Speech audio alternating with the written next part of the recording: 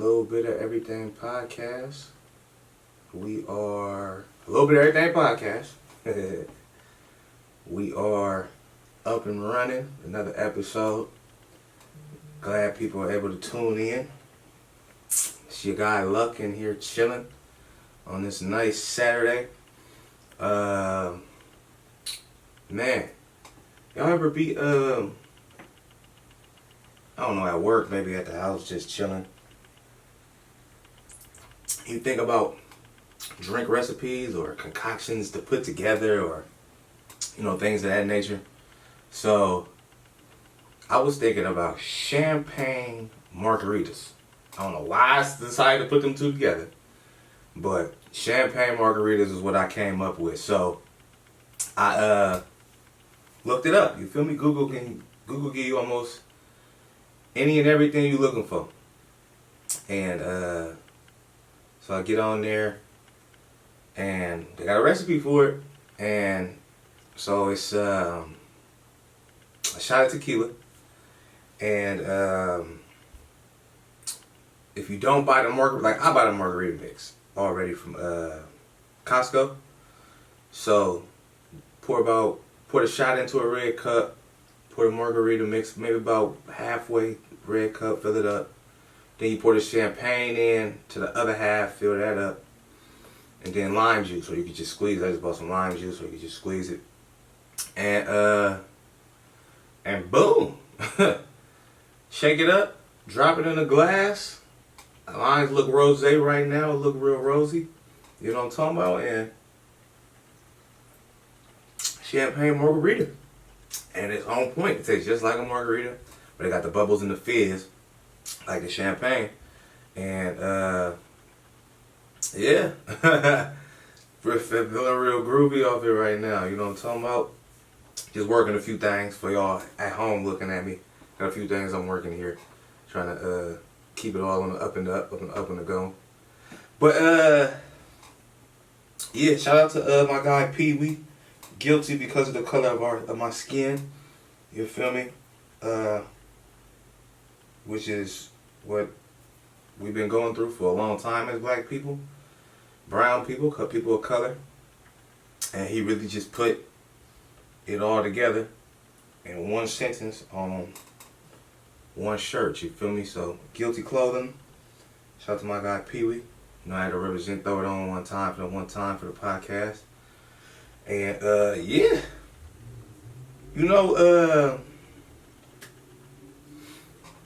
Gotta get through my topics real quick. You know how I do when I'm doing it. You know what we gotta do, man? On the real, though? It's time for us to, I think it's about time for us to give Lil' Kim her flowers, man. Lil' Kim is the reason why, whether people want to admit it or not, Lil' Kim is the reason why the female rappers are so sexually driven, you feel me? And I'm saying this because of that Cardi B and Meg Thee Stallion WAP video. A lot of eye candy. But you feel me? Without Kim was, when I was growing up, it was like the Queen Latifahs. It was MC Lyte, Yo-Yo, but they weren't really like sexualized in rap. They would talk about sex. They would talk about relationships and, things of that nature. But they weren't like hype. Like Kim came in and changed the game, man. I remember that. What was that? Was that the hardcore album where she was on there, Spread Eagle, Monkey looking fat and ready to go. Let me see. Where's that? I think that's it.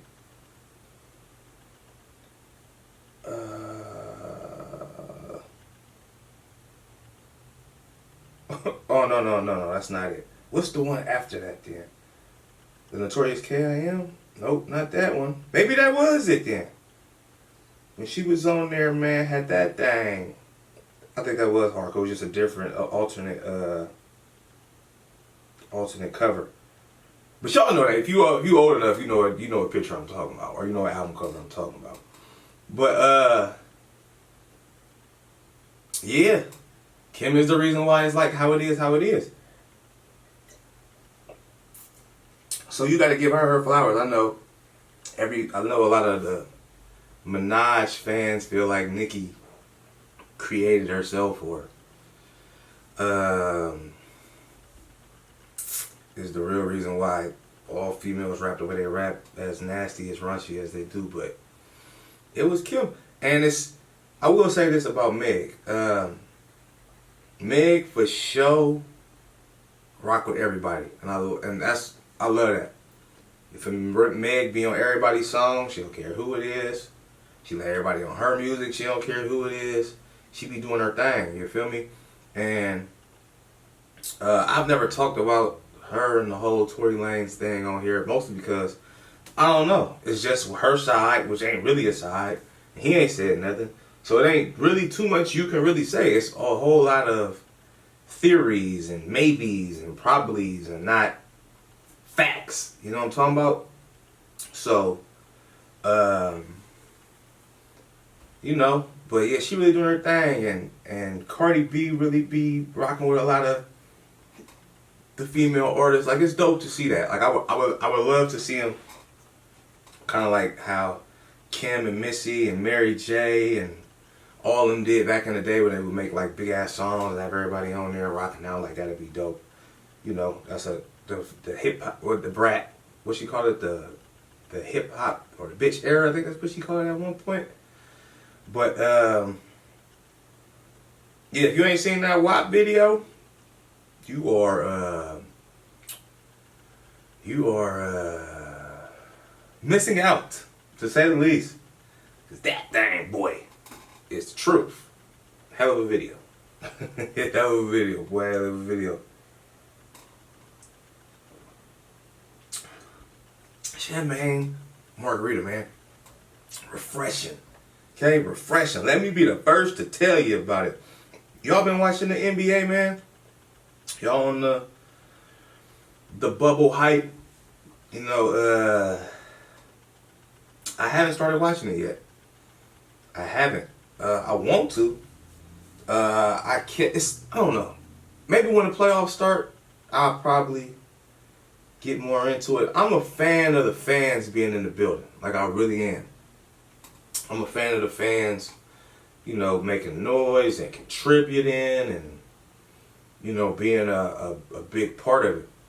And, so it's a little awkward, weird to see. But once the playoffs get rolling, I'm definitely in. I gotta see. I gotta see how it's gonna end up. I've been watching a little bit of baseball. Football ain't back yet, but they talking about they might cancel the college football season. So it's it's definitely some changes are coming. You know what I'm saying? But we're gonna see. If it pick up, it should be a good playoff, a good run. But I ain't really been too much into the bubble yet. On Xfinity, Comcast, whatever you may have, but I'm pretty sure you can watch it on almost anything now. But Death Row Chronicles. Right now they got No Limit is up right now. Master P is doing. They got it on Master P and No Limit. And but I was watching the Death Row one, and it was basically about Suge, how he started to come, and then how you got Dre off of Ruthless, and then Snoop getting signed, the Dog Pound getting on, and then Pop getting on, and then Dre leaving. Like, the whole, like, it really gave you Death Row from start to finish.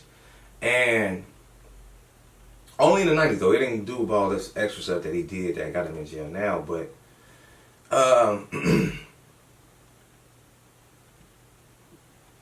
Pac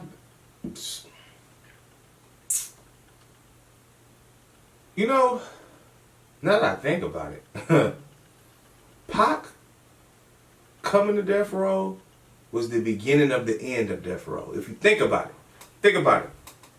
I know that sounds crazy because it's Tupac. Like, what are you talking about? But when he got on the label, everything about the label kind of changed. It became way more, beef oriented. You know what I'm saying? It really wasn't issues like that. But once he got on, it was like full fledged. You feel me? And excuse me. And Dre left. That changed everything. You know who else needs some of their flowers too for that whole Death Row thing too? That nigga Daz. Daz definitely needs some kudos because he was putting out bangers too along with Dre. You feel me? And DJ Pooh and DJ Quick was in on one of them too. You feel me? So, but yeah, Pac came, Dre leave. Pac only there. Pac ain't even there a year before it's all said and done for him. And you know what I'm saying? And that was it. And then once Pac got killed, Suge go to jail. What he gotta do? Like, I think he did 5. He got sentenced to 9, but he did 5. And I didn't know this back then. I keep around to know that till I seen the Death Row Chronicle that he went to jail because of that fight. The night that Tupac got killed, the one in the hotel where Pac was beating up on the Crip and all that. That fight is why he went back to jail. He was supposed to be staying out of trouble, and because he was already on probation for basically bullying motherfuckers and threatening and all that. So settling out of court lawsuits and all that other stuff. So he when they caught him on tape, on them Las Vegas tapes, you feel me? He was saying like I was trying to stop it. Not like he was trying to stop it. He was saying, Suge was saying he was trying to pull people off blood or breath. And they said that the judge what did they say the judge say to him specifically? That something along the lines of Suge wasn't trying to stop it. And that's what he was looking for, or at least for Suge to even say that, I was trying to stop it. But if you look at it on the camera, though, I don't recall seeing Suge stomping or punching breath at all. Like, he was the one who really did like he was trying to get him up out of here. But it was that small, man, and he was out of there. And that was it for Death Row. You feel me? It was done. Once he was gone, it was just Snoop left, but Snoop was up out of there. P got him up out of there.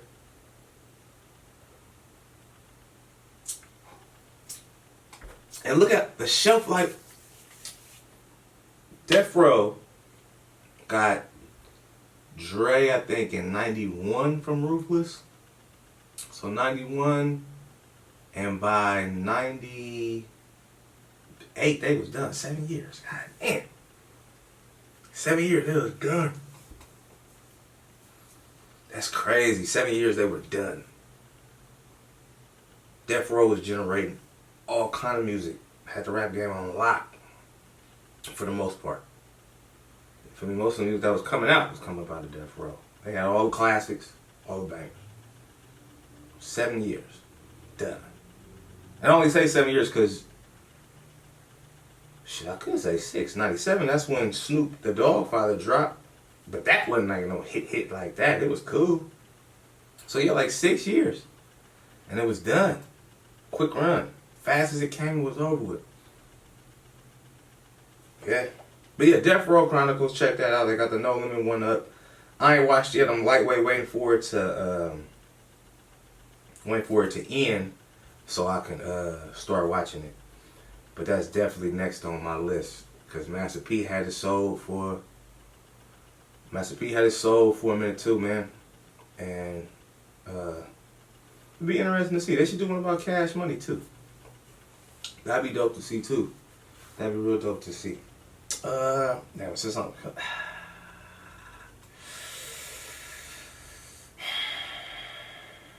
I go two ways with one of these.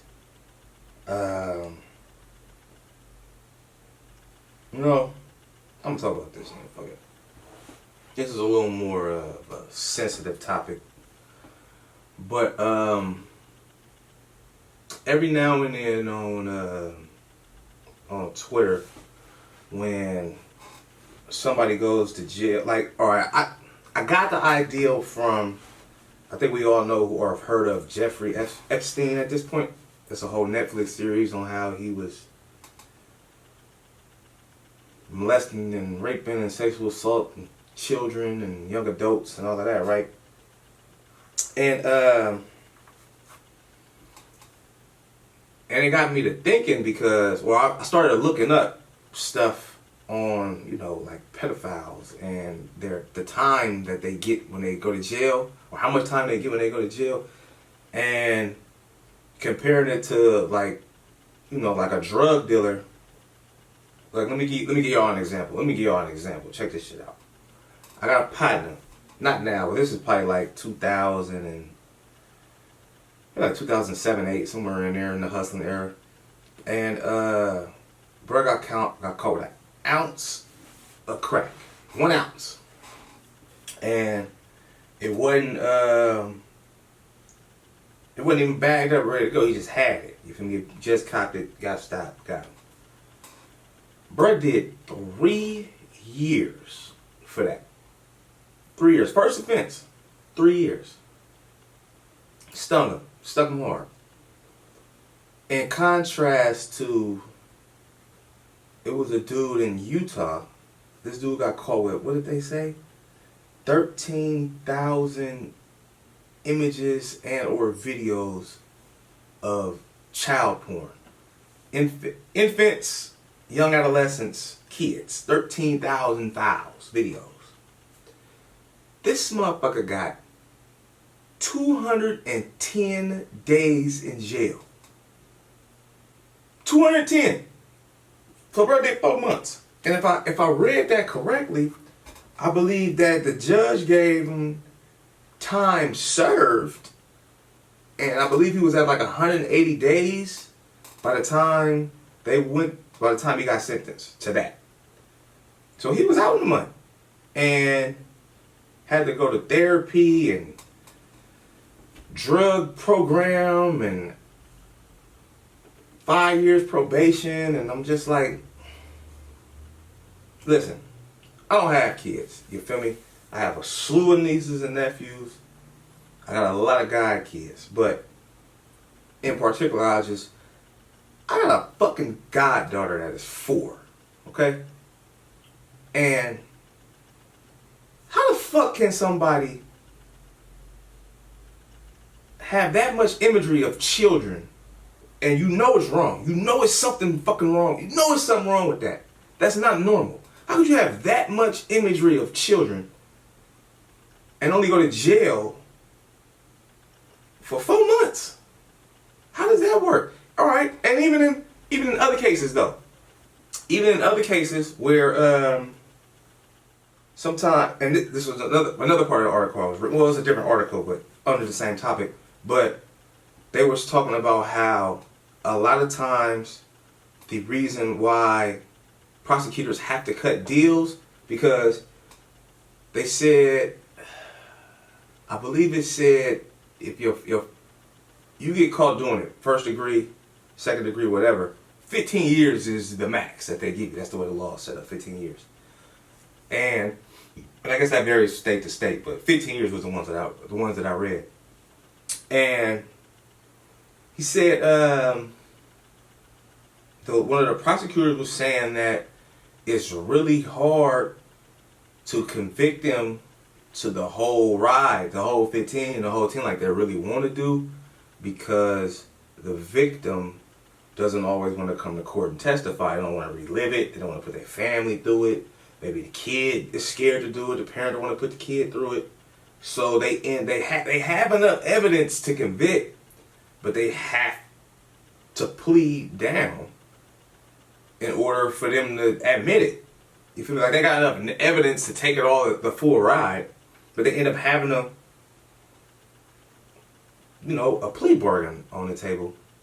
So instead of you getting this 15 like you should, you get 5. But you already been in for 1. So you're only gonna do probably like 2.5. You know what I'm saying? And it's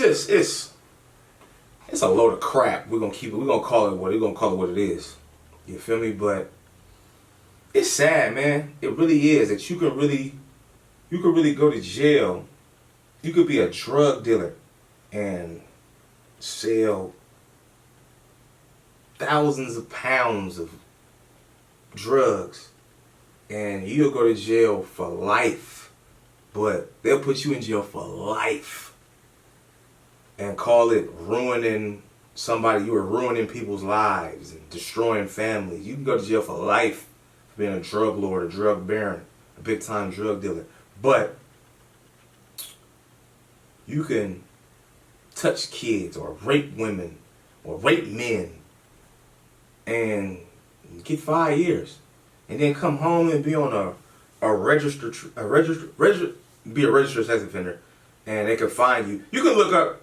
I remember one day when right after Mel had his first daughter, this nigga was sitting in front of my grandma's house on the laptop looking up, because they're sex offenders. They got to register.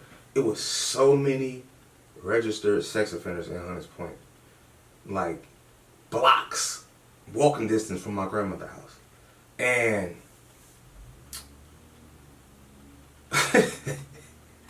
this shit is crazy, man. It's crazy how much a person, how you can do one of the worst things on earth and be out in a few years and be able to walk the streets. You have to go to therapy, and they give you drugs. They talk about this. They give people drugs to stop them from doing it. Man, why you don't give drug dealers that then? Why you don't give drug dealers the opportunity to, or here, take this placebo and let's see if it make you stop wanting to do what you do. You know what I'm saying? But yeah, that shit's crazy. That shit's crazy. I don't know.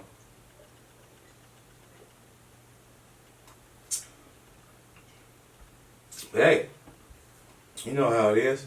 What the shirt say? Guilty because of the color of my skin. Straight like that. We're gonna leave that where it is.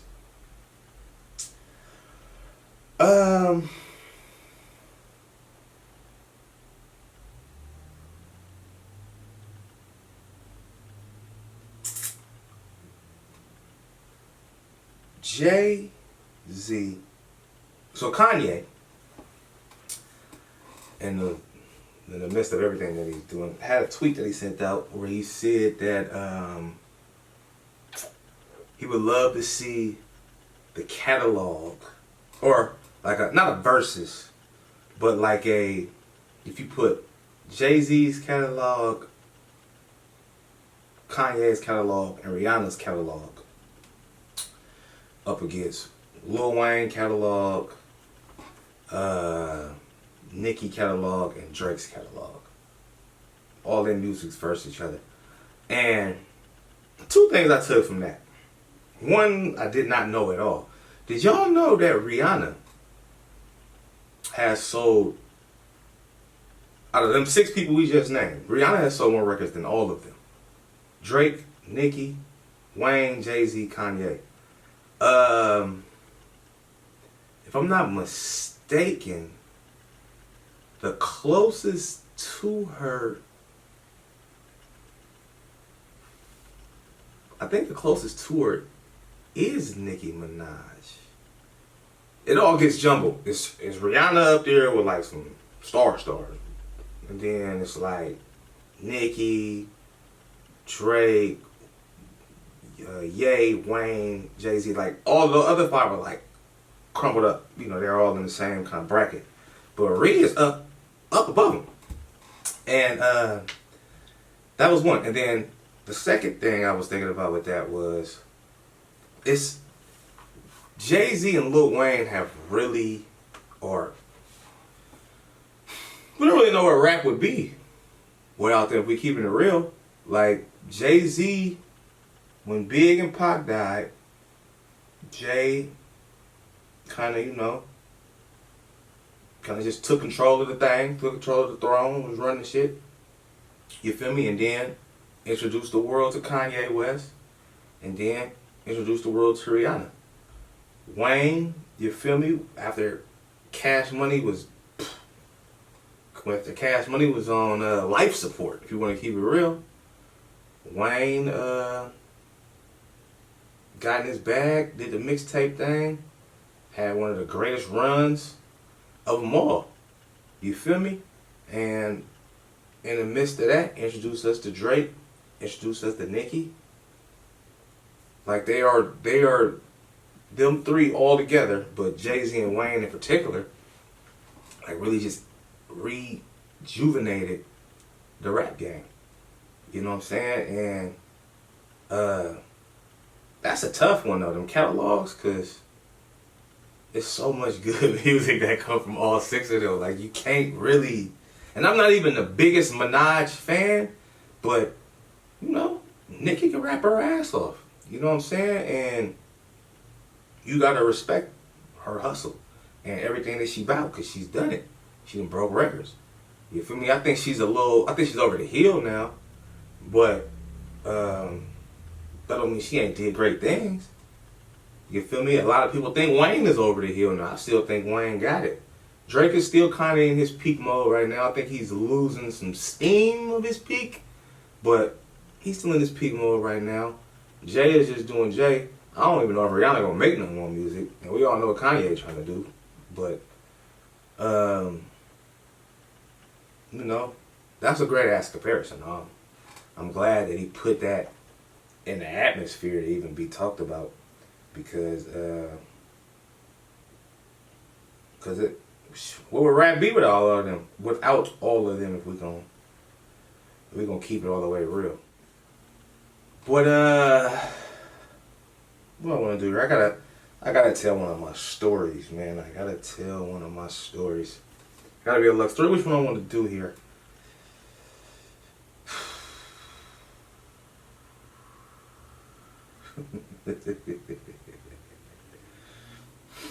Man. All right. Let's talk about this. We'll go with this one. Let's go with this topic. I have a rule. Wait, let me see. Y'all know about Lux rules. If you're a listener of the podcast, I got a set of rules that I drew up over time just to kind of, they're like basic things in life. You feel me? Like, some are for fun. You feel me? Some are for play, but like rule number 7, protect the women and children first. Rule number 8, always have a backup plan. Always. No matter what it is. But rule number 9 is the one I want to talk about. Never date or bang a coworker. Now, the reason why this ended up in my topic list is because a coworker and another coworker, I don't want to say they've been, people see them together all the time and think they really got something going on, you feel me? And bruh was telling me about it, and you feel me, I'm like, I never really noticed it, right? So, but after he said it to me, then I start seeing it all the time. And so, maybe it was like 2 weeks after he had said it to me, I pulled it to the side, I'm like, I see what she was talking about. Like, y'all do be kicking it all the time? Like, you feel me? It wouldn't be out of the stretch of somebody's imagination to see it and be like, yeah, that's going down. You feel me? I had that happen to me once, the whole banging the coworker thing. And the craziest part about it is, before I even did that, I had made the rule up, because I always felt like that would be the most awkward shit. When I used to drive school buses, most of the people, I don't want to say most, but a lot of the people at the job either were dating somebody previous to the person they were dating then at the moment. You feel me? So they might have been talking to Betsy back in 2005, but now they with Joanna with Joanna in 2007, and it's awkward. Like it's awkward to have had somebody spread eagle, do whatever you want with them, and then you see them a few months, years, weeks later, and they with somebody else, married to somebody else, and I know it's difficult to even see that. So before I even did it, I had the rule, but of course I broke my own rule. So rules are for right to break them. So when she first got to the school bus job,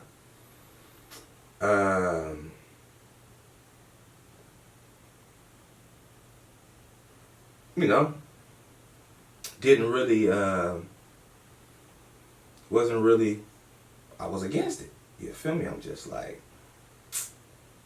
nah, I'm not gonna do it. You feel me? It was tempting for a while. It was tempting, very tempting.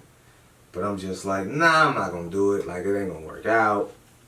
You feel me? I'm just chase my bread, do my thing outside of work. No need to have nothing inside of work. But over time, man, it just started happening. Just always coming around.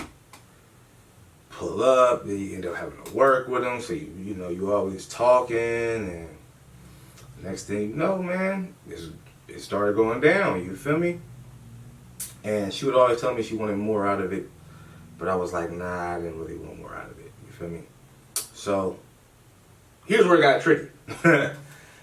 So right before I left, another cat come in.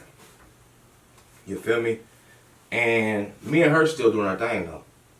But once we had one of the last combos about wanting something bigger, and I didn't want it, you could just kind of tell she kind of just started gravitating away, just ever so slowly. And then bruh came in, and he changed the whole atmosphere of the game. So the same way she would always, or people would always see me with her, now they were seeing her with him. And the game is the game. To me, it's you gonna do what you gonna do. You feel me? It is what it is. If you want to go be with somebody, or you want to, if somebody ain't giving you what you're looking for, here you go get it elsewhere. And so, you feel me? They started doing their thing. Me and her was still kind of doing our thing, but like I said, it was hit or miss. She started not want me to come through, or she only want to come pull up on me, or it just started changing. So so people start talking about it. This is how it goes. If you're doing something, you got something going on, people are gonna talk about it. So people start talking about it, and it come across my table one day, and I'm just I play the game how it goes. You don't talk about nothing. You hear it, check it out, proceed forward. You never make a scene about it. So one night I'm at our house, I straight asked her. I'm like, what's up with you and Blood? Like, y'all got something going on, but if y'all do, I'll let you just do that. I won't even interfere with, I'll let just go do that with him and it's good. She was like, nah, it ain't like that. We just friends, yada yada stuff, such and such, so forth and so on. That's what what she did.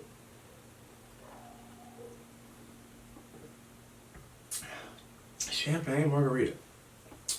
So, I let it go. It is what it is.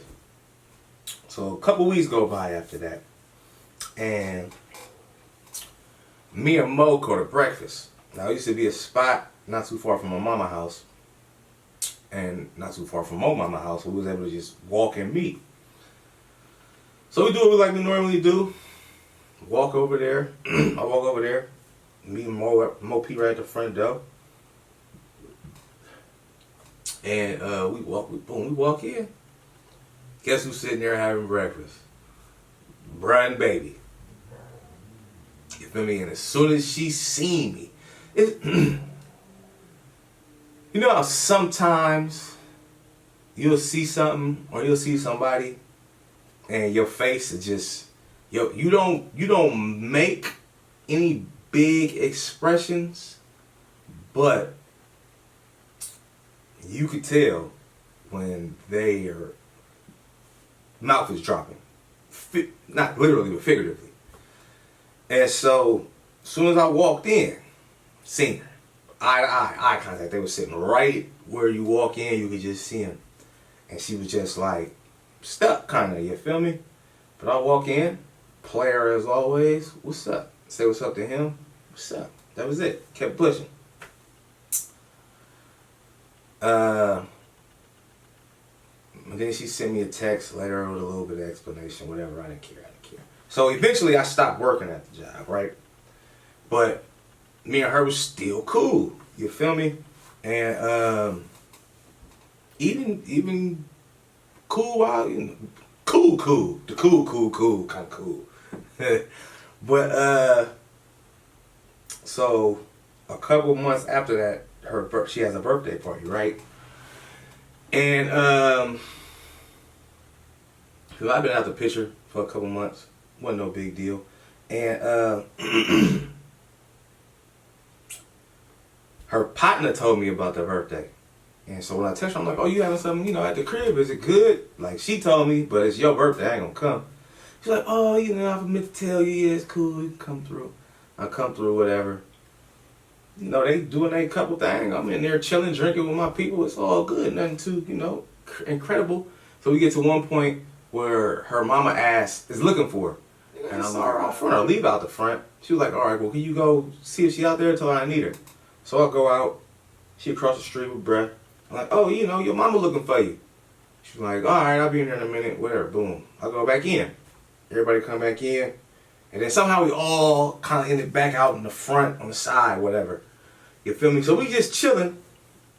And I'm like, I'm finna get on. Like, you know, it's time to go back to the hood. Party for a while and I'm back to the block. Even back then. And she, but at this point, as I'm over there talking to them, I see them, they over there arguing about whatever they're arguing about. I don't even know what it's about. I don't care.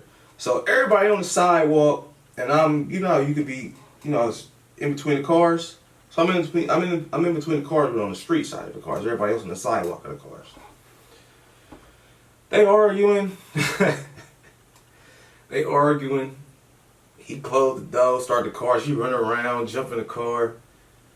Bruh come by us, fly past, swerve my way. I'm like, oh. Then come back, do it again. I'm like, oh, okay. I'm like, this what time we doing? This is my type of party now. So I'm waiting for them to come back now. I was finna leave, now I'm just waiting for them both to come back. As soon as they come back, I'm ready to get on. I'm talking about jumping on cars, pulling niggas out of cars, I'm about whatever. But the adults in the room wouldn't let me do it. They could tell by my demeanor, you feel me? And then when they came back, you feel me? They came back, parked, went in the house. All the rest of us left, like, you know what I'm talking about? And it's been kind of weird ever since that, you know? But my point of the story goes back to the rule. You don't date or bang a coworker because it gets really awkward and weird once the next person comes in. And you ain't even got to be the person that's the awkward and weird one. You ain't even got to be the person that's tripping, that they got somebody else, or it's something else going on, but you ain't shit. You ain't got to be that person. It could be the other person who don't like it. Because they got their own control issues. They ain't feeling it. They don't want to do it. You know what I mean? So, you know, that's really why the rule isn't always, most of my rules aren't always about you specifically. They're about the situations themselves. And sometimes you can be in a situation where you're not the person that's affected or the person that's doing the affecting. You're just the person that's there and it's happening to you. You know, free game, a little bit of free game. I don't know, you know, I can't bring you the word. I'm no reverend. That's all I'm saying to you. That's it. That's all. You know. All right, last one and I'm going. I know y'all got things to do. You know,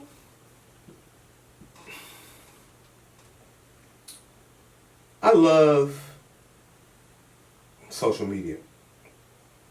I love being able to interact with people I know, interact with people I don't know, you know, have a podcast, do photography, people can see it, talk shit about your little photos, talk shit about what you're doing, you know, all of that. It's fun. But sometimes this shit gets exhausted. And it gets exhausting because we live in an era where you can read everybody's opinion. Now, let me give you an example. And I've said this, I believe I said this on here before. But anybody in my age genre, which is about 34 to 40, can relate to a time when there was it was a rumor going around that Ciara was a man. Now, this was with no blogs, wasn't on no radios, it was no social, it wasn't no Facebook, it wasn't no MySpace was around back then. It wasn't no Instagram, wasn't no Twitter, none of that. This was people, you heard this from people you associated with. How they knew you didn't know, but it was a rumor floating. And it was all word of mouth back then. You only heard about the opinions of people you rocked with. That was it. You didn't really know what anybody else was saying because you just knew what the people you was around was saying. But now we on you can go on Instagram and see what somebody in Timbuktu and buttfuck Alaska saying. Like, and they go and they loud and they arguing with people, but they got so many followers that's listening to them, so they really think they know what they talking about. Like, it's a lot, you know? And it's hard. Sometimes it's hard to even be on social media because there's so many uninformed people who think that their opinion is right. You know what I'm saying? Or think that their opinion is valid because they feel that they are right. They don't even have nothing to tell them they are right. They just feel they're right. They don't have no evidence, nothing to back it up. It's just, yeah, that's what I feel and that's it. Ain't nothing more to it. You feel me? And I'm ready to argue with you just about that till, you know,